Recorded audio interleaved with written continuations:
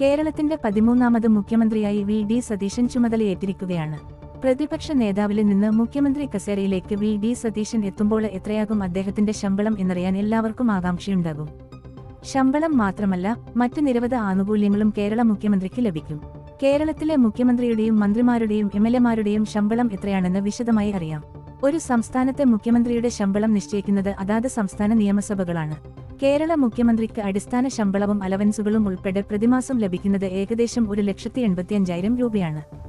ഭരണം സുഗമമാക്കാൻ പ്രൈവറ്റ് സെക്രട്ടറിമാർ ഉൾപ്പെടെ വലിയൊരു പേഴ്സണൽ സ്റ്റാഫ് ടീമിനെയും മുഖ്യമന്ത്രിക്ക് ലഭിക്കും. അവരുടെ ശമ്പളവും സർക്കാർ തന്നെയാണ് നൽകുന്നത്. മുഖ്യമന്ത്രിക്ക് ശമ്പളത്തിന് പുറമെ നിരവധി ആനുകൂല്യങ്ങളുണ്ടെന്ന് പറഞ്ഞല്ലോ, അതില് പ്രധാനപ്പെട്ടത് യാത്രാ അലവൻസുകളാണ്. ഔദ്യോഗിക വാഹനവും അകമ്പടിക്കായി പൈലറ്റ് വാഹനങ്ങളും മുഖ്യമന്ത്രിക്ക് ലഭിക്കും. ട്രെയിന് വിമാന യാത്രകൾക്ക് പ്രത്യേക യാത്രാ അലവൻസുകളും സൗകര്യങ്ങളുമുണ്ട്. മുഖ്യമന്ത്രിക്ക് താമസിക്കാൻ തലസ്ഥാനത്ത് തന്നെ ഔദ്യോഗിക വസതി അനുവദിക്കും. ക്ലിഫ് ഹൌസാണ് ഈ വസതി.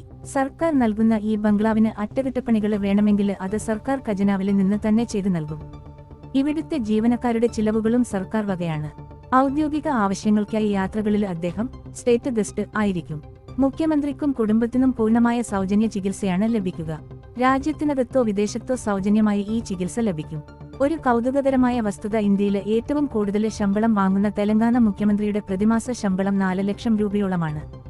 അതിന്റെ പകുതിയിൽ താഴെ മാത്രമാണ് കേരള മുഖ്യമന്ത്രിയുടെ ശമ്പളം.